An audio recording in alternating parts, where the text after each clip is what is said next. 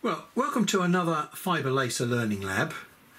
To start off with, I'm sitting here in my office because it's nice and warm. We've got quite a lot to talk about technically and look at some results before we go out and jump on the machine and do one or two quick tests. It's a very unexciting machine, and really what we've got to do is try and understand what it's doing, because it does a lot without looking very spectacular. Now, what we've got here is the results of the matrix test that I carried out last time. And what I've done, I've broken these down into frequencies. Now, every one of these patterns on here relates to this maximum peak power chart that I was given. We run from 1 nanosecond to 350 nanoseconds, and there are 16 of these patterns. And we've tested all these at frequencies which do not necessarily tally with this chart. As we look through these results, I will make a note roughly of where these maximum power numbers tally up with my chart. So we've got nothing that tallies on this front sheet here because we're running too fast over 1,000 at 1,000 kilohertz. These to you might look like black and white images. Trust me, these are coloured pictures. And if we look very carefully, we can pick up the yellow hue that we saw on the screen when we looked at some of these results last time. And there's definite yellow hue there and there on my results. There might even be a hint down here at this one, which is rather strange. So when we move on now to 900 kilohertz, again we've got these definite yellow hues up here at 2 and 4 nanoseconds, even though we're not at the frequency for peak power. Now the frequency for peak power is appearing on this page. It's supposed to be 850, but here we've got 800. So we've got more than enough time to promote all the electrons up to their excited state before we put the pulse through. And then when we put our 2 nanosecond pulse through, that's when we're supposed to get our max power. And we can definitely see here again, look, we've got a yellow hue to here and a yellow hue even at 4 nanoseconds. So yeah, we've got a relationship at the moment where we see peak power yellow. We're still seeing peak power yellow at 2 nanoseconds, even at 700 kilohertz, which is not one of the preferred numbers. 600, here we are again, definite yellow pattern. 500, now 500 is the peak power for 4 nanoseconds. And sure enough, look, at 4 nanoseconds, we've definitely got that yellow hue. And maybe at 5 nanoseconds, at 6 nanoseconds as well. Now we come to 400 kilohertz, and there's not supposed to be much happening there at 400 kilohertz, but look, we've still got here, there is a very dark pattern there, and it is quite yellow. Here we've got a definite yellow pattern, and some of these here are yellow as well. So it looks as though we've got quite a lot of power in this region here, even at 400 kilohertz. And now we drop down to 300 kilohertz, where we're supposed to come across peak power for 6 nanoseconds. And sure enough, look, there it is, bright yellow, along with the one above it at 4 nanoseconds. And even the one below it at 8 nanoseconds has got a yellowy hue to it as well. And even 13 nanoseconds. So we've got power in this region here. And here we are at 2 kilohertz, where we're supposed to encounter the max power for 8 nanoseconds. And sure enough, there it is. Look, yellow. There's yellow at 6 nanoseconds, but not much else down this chart. Now this one was a little bit of a puzzle because we're supposed to come across peak power here for 13 and 20 nanoseconds, but these don't look particularly yellow. Now between 13 and 100 nanoseconds, it looks as though we're beginning to develop this broader body part of the pulse. Up to now, 2, 4, 6, 8, these have been very sharp, peaky pulses. So let's just see what happens to 30. We've got no distinct yellowness there. And here we are again. Look, there's lots of these max powers that fall into this category here. And really, when we look at these, none of them are really very yellow. They've lost that punch, let's call it that. They've probably still got quite a lot of power in them, but they don't any longer burn the material. And then the rest of them which are 150 up to 350, 150 up to 350, all of them occur on this page here. And if we take a look, it's rather interesting that first of all they're all lines, which is rather strange. We've lost our pattern, but all these lines have got a slight yellow hint to them. So we've got, I think, heat coming from a different direction. We've got sustained heat this time as opposed to peak heat. So I think when we look at these lower pulses, we've got to consider that we've got a different way in which we're heating up the material. Now that's as low technically as I should have gone, but of course I went lower than that, and I've gone right the way down to 5 kilohertz, where basically I've got rubbish results. It's to be expected because I've dropped off the bottom of their chart there, and serves me right. So there are interesting correlations in those results to these patterns and pulse peaks, which we will be able to use and refer to. As we discovered last time, one of the most important things is trying to work out how we're going to get heat down into a specific spot. Now look, here's what we're trying to decode, what's going on here. And if you remember, in the last session I did mention to you that even though the whole of this centre section here, which finishes up as a blue, went red hot up at 800, 900 degrees C, it settled back down to this blue when it got to something like about 300 degrees C. So regardless of how high the temperature went, the oxide layer formed at a certain temperature where I suspect the oxide layer had reached a maximum thickness, because regardless of how hot we made it, we've still got blue. So the interpretation of that is because these are refraction colours coming off of the underneath. And you can see that even though it's blue, we can see the image of that little pointer on the surface underneath there.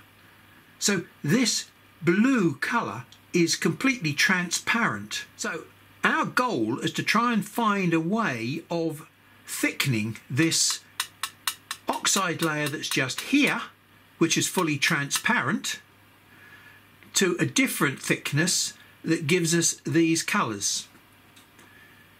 Now, as I said, it does look as though we've got a maximum thickness we can make it up to, which gives us this blue, and everything else in between.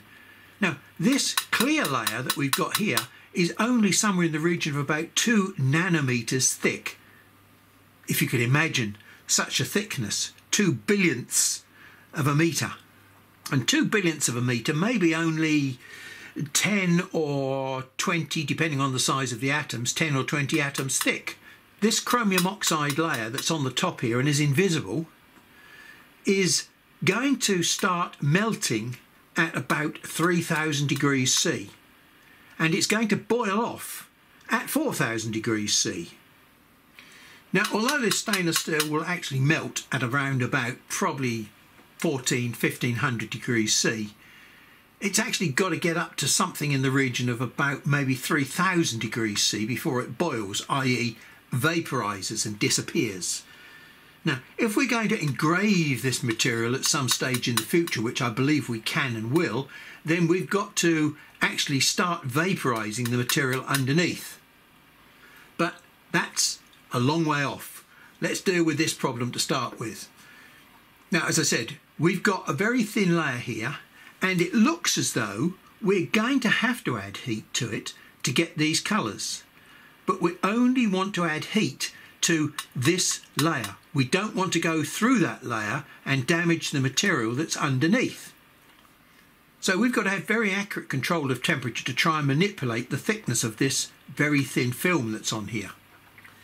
Now, we started to investigate this problem last time when we decided that we'd got a beam which was this size, and we could inject a small pulse of energy into it and do some damage. The problem is, if we use one of these very short pulses here, we can put something like 10 or 11 kilowatts of energy into the peak power of that pulse. And we have seen that, yes, we are able to do quite significant damage here because we've got this yellowing effect. So that indicates that we are producing quite a bit of heat. But with this test, I was only running at 250 millimeters a second. We were just doing single little pulses. Now, there are many strategies that we can adopt to improve the heating of a particular spot. One of the first things we can do is to increase the frequency of these pulses so that we get the next pulse just here, and the next pulse just here, and the next pulse just here. So that first pulse has been heated several times before the pulse has moved off into new pastures. So by overlapping the pulses like this, we can build up heat in one particular area, even though they're very, very small amounts of energy and heat. Provided we keep the heat in the same spot, we can do probably some damage. Now, that's one strategy that we can adopt. I've drawn up a chart here for each one of my pulses, 2, 4, 6, 8, so and so, to give me an idea of the number of pulses per millimetre that running at different speeds will produce for different kilohertz, for different frequencies. We will hit the job 8,500 times per millimetre with that pulse. So that's what this chart shows. And it's a useful chart because it does give us an idea that if we're burning too much with this particular setting at 100 millimeters a second, we can increase the speed. And as we increase the speed, look, we can go from 8,500 down to 850. Of course, we've also got power as well that we can play with. So we could leave this at 8,500 pulses per second and reduce the power because we've got control of percent power as well. So there's another variable that we can use to play with the amount of power that we're going to dispense. Now, the other thing that we can also take a look at is this ratio down here.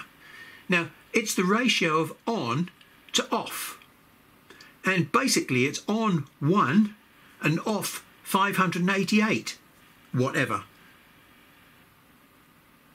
Right, so the ratio of on to off is very, very large, which means that even though we've put a little pulse of energy in there and heating, we've got a huge amount of time for it to cool or to radiate the heat away through adjacent atoms. So that's not good. And another reason why we need to keep the frequency as high as possible so that we can keep the heat in the same spot almost. And I'll probably be doing a test square like this. All right, it'll only be a small one, maybe 5 millimeters square. So the first thing that we can do is fill in this square with pulses at 8,500 per millimeter, and we can go across like this with a line. We can fly back and we can come back with another line. We can fly back and we can come back with another line. That's one of the options that we've got. Another option that we've got is to come across and then go back. Come across and go back. So we can either do single scan like this, or we can do double scan like this. Now, which one of those do you think would be a better strategy for keeping the heat into this area that we're working with? Well, my belief is that probably it's this first one. We've heated this line up, so here we've got T1, and by the time we get to the end here we've got T max, right? Because T1 has now cooled off. So if we now jump back to the beginning of this line, again we will have T max against T1, and this one will be cooling down while this moves along. So we shall get a much more even flow of heat across these lines. Whereas if we go this way, like this, we've got T max here, and then we'll immediately turn around and we'll have two T maxes here, and then we'll be running back this way where we've got T1 and we'll have T1 again. Now, there are other things that I found out that you can do in the software. You can define a little circle, for example. So although we've got a 0.6 dot like that, we can make that 0.6 dot do things like this. It can work its way across the job in a spiral. So there's another way that we can create heat, overlapping heat. And then we've got all these various pulses with their spread of power. So we've got an infinite number of possibilities for trying to solve this problem. Where do we start? Now, we've had a little bit of a feel of the power based on our aluminium test, but of course stainless steel is going to be completely different. Maybe that would be a good strategy to see just what happens when we run this same pattern on stainless steel. Perhaps that'll give me a little bit of a pointer as to where we should start our tests. We might even magically get some colours out of mid-air without even trying. So I think it's off to the machine in the cold workshop after all. Okay, now what I've got here is a piece of 304L. First of all, it's low in carbon, and secondly, it's bright annealed. Now, it might look like a mirror finish on there, but in fact, it's been prepared in a vacuum furnace with argon and hydrogen, I believe, to exclude oxygen particularly during the process, and it then has to be quenched, and it comes out with this nice clean mirror looking finish even though it's not been polished. So there's no built-in oxide within the surface. What's actually happening here is as soon as it gets exposed to the air, you've got this thin film of oxide that builds up on the surface itself. So there's a controlled amount of oxide there on this particular type of product.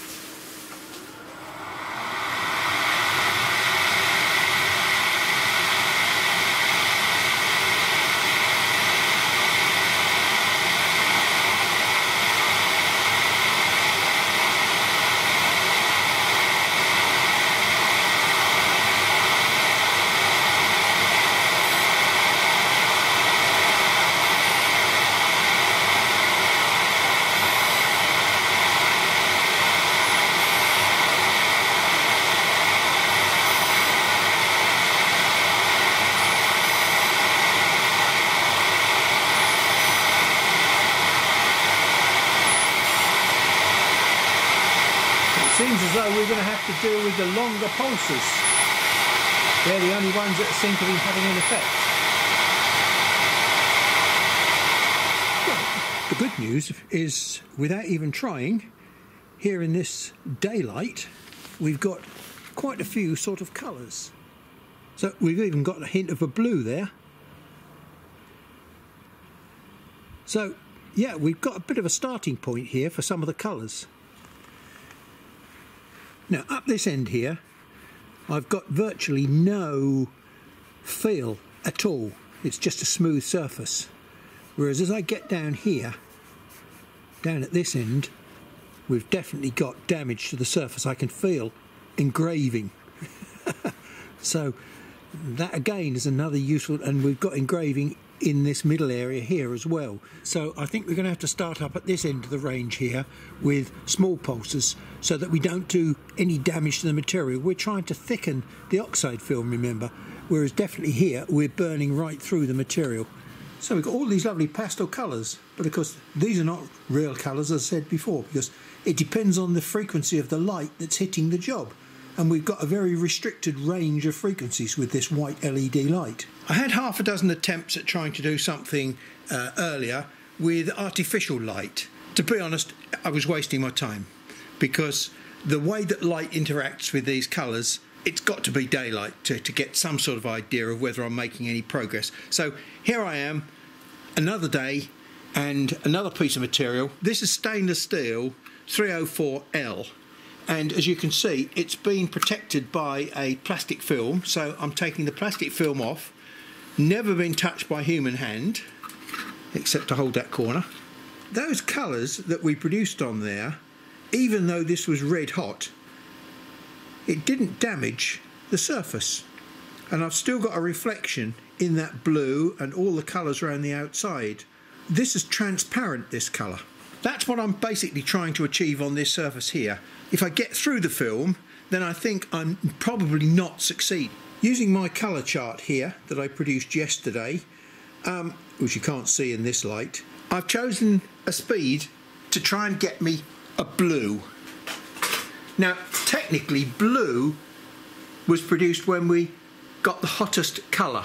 If you remember, it glowed red hot, and then when it cooled down to blue. My first attempt is still going to be at the speed of 250 millimeters a second. I'm going to be running at a frequency of 400 kilohertz, 100% power, and a pulse width of 6 nanoseconds, and just one pass. It's definitely a navy blue hue. It's almost black, and in fact, to be honest, whichever way I look at it in the light as I turn it round, it remains black. So, hey, at our first attempt, we found a way of producing a black mark on stainless steel.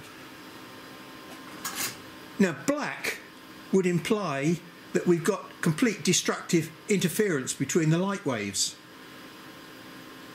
We're sending white light in and we're getting nothing out. Now, this seems a bit counterintuitive, but I'm going to see what happens when I do nothing other than increase the number of passes. So we're going to run the program twice.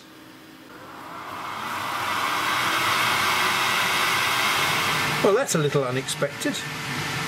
Going twice has actually created a lighter blue. Well, on that basis, logic says if I do it 3 times, I should get an even lighter blue.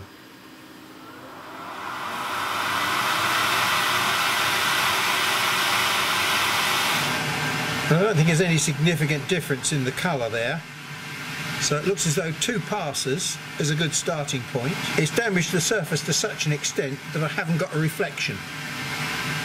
Let's go back to 2 passes, and this time I'm going to reduce the power by 50%.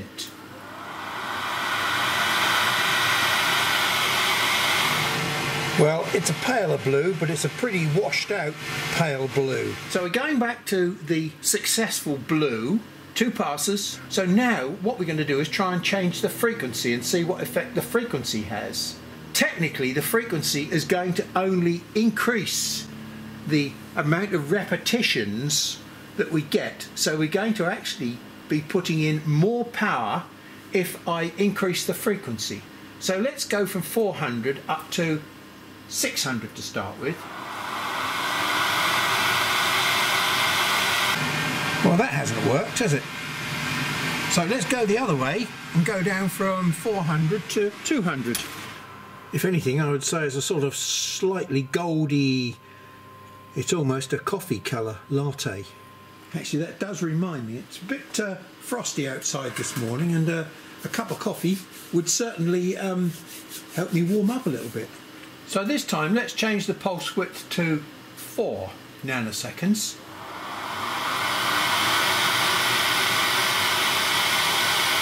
It's nothing like these here, is it? So it's amazing how sensitive it is to various factors. So let's go back to that, and let's try and change the speed a little bit. So by increasing the speed from 250 to 400, in fact, I'll tell you what we'll do, we'll double it. We'll go up to 500, which means that my dots are now twice as far apart. So every millimetre is now receiving half as much power. And this is a very good comparison, because we found that reducing the power to 50% completely destroyed the colour. So does reducing the speed cause the same issue? I think the answer is no, because we've got the same power in each dot. So it's a different way of taking the power away. So I mean, that's a much brighter light. When we put half as much power in by playing with the speed, we get a gold. When we reduce the power by 50%, we get a pale blue. Reducing the power one way is not the same as reducing the power the other way. So I think we ought to start making a note of the parameters for getting all of these colours. These are all very, very close to each other in parameter settings. And yet we've got this whole range of fairly weak colours, it has to be said, at the moment. Well, I've had to give in. A little bit of heating might allow me to carry on in here, because my hands are just about to drop off. We go back to our base parameters, which we found, and this time we'll change the speed from 250 down to 200. So reducing the speed has not had a great deal of effect. So we're still running at 200 millimeters a second, and we're doing a single pass. And wow, we're almost back to that. Perhaps we'll try one pass at 150.